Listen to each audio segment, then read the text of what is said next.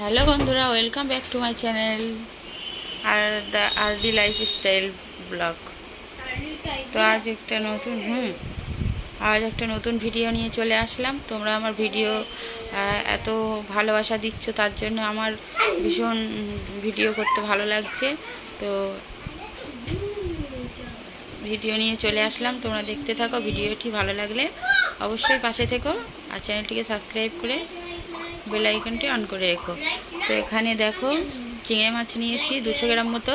তো চিংড়ি মাছটা ভাজা করে নিচ্ছি। আর এখানে দেখো, রিদওয়ান খেলা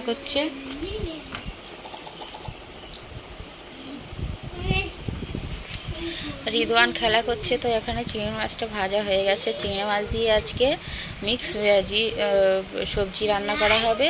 তো তার জন্য এখানে মশলা কষানো হচ্ছে। তো মশলা কিছুই দেব না, পেঁয়াজ লঙ্কা দিয়েছি আর একটু সামান্য আদা রসুনের পেস্টটা দিয়ে দেব অল্প পরিমাণে, জিরে না দেওয়ার ভিতরে। তো এখানে জিরের ফোড়ন দিলে ভালো হতো, তো জিরেটা ছিল না বলে দেয়া হয়নি। এখানে একদম সামান্য পরিমাণে একটুখানি আদা রসুন দিয়েছে আর দিয়ে অল্প নাড়াচাড়া করেই সবজিগুলোকে তুলে দেব।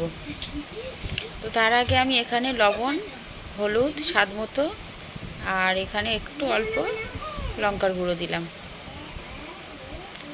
দিয়ে ভালো করে কষিয়ে নিলাম। আবারও নিয়ে সবজিগুলোকে ঢেলে দিলাম। তারপরে আমি এভাবে কষাতে থাকবো। আর যেহেতু কাঠে রান্না করছি চুলোয়, তো উনুনে রান্না করতে গেলে কিন্তু সময় লাগে না, তাড়াতাড়ি হয়ে যায় সব কিছু রান্না। এখানে চিংড়ি মাছটাও দিয়ে দিলাম, কষানোর আগেই চিংড়ি মাছটা দিয়ে দিলাম, দিয়ে অল্প পরিমাণে জল দেবো এখানে। তো এখান থেকে দেখো সবজিগুলোর কালার এসেছে, দেখো কত সুন্দর। আর যেহেতু চিংড়ি মাছ দেওয়া আছে আর ঢাকা দিয়ে রেখেছি, দেখো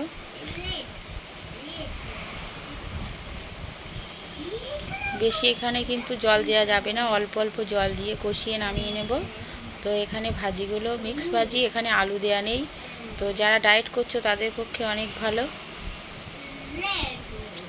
খেতে পারো, তোমরা বাড়িতে ট্রাই করতে পারো। তো এখানে আমি আবারও ঢাকা দিয়ে কিছুক্ষণের জন্য রেখে দেব।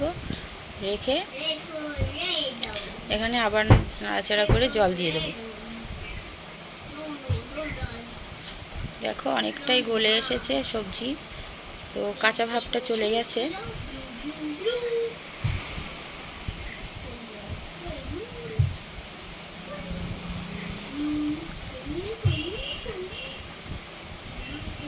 দেখো অল্প পরিমাণে জল দিয়েছি, দিয়ে আবার সুন্দর করে ঢাকা দিয়ে রাখবো। এবারে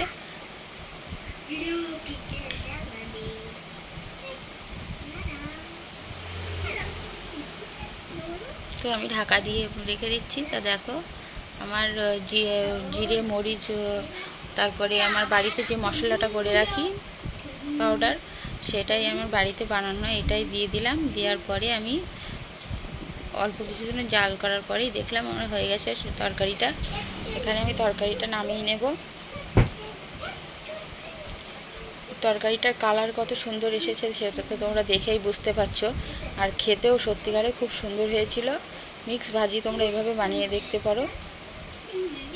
দেখো কালারটা এসেছে, দেখো। আর এখানে আর একটা জিনিস রান্না করব। তো আমি এখানে পেঁয়াজ কেটে নিয়ে এসেছিলাম, তো দেখছি একটা পেঁয়াজ আস্তই রয়ে গেছে, এটা কাটা হয়নি, তাই আমি খুন্তি দিয়ে কেটে দিচ্ছি। আর অল্প আদা রসুন দিয়ে নাড়াচাড়া করে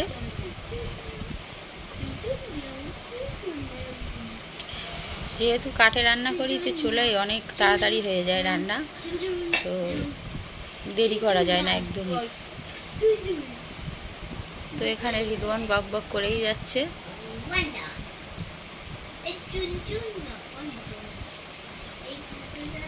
তো অল্প করে মশলা করে নিলাম, তেল কিন্তু দিইনি, একদম অল্প পরিমাণে।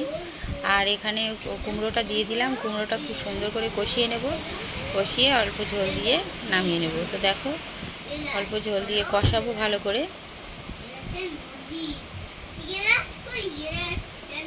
দেখে মনে হচ্ছে চুলো জ্বলছে কিনা, কিন্তু চুলায় ভীষণ পরিমাণে জ্বলছে। আর এখানে জল দিয়ে ঢাকা দিয়ে রাখবো। দেখো জল দিয়েছি। আর রিদওয়ানের জন্য দুটো ডিম সেদ্ধ করব। চিংড়ি মাছ খেতে পারে না। তো দেখো এখানে হয়ে গেছে। আর এই পর্যন্ত ভিডিওটি দেখার জন্য সবাইকে অসংখ্য ধন্যবাদ। আর আমি চাই সবাই আমার ভিডিও দেখুক, আমিও তাদের ভিডিও দেখব। সবাইকে অসংখ্য ধন্যবাদ, পাশে থেকো।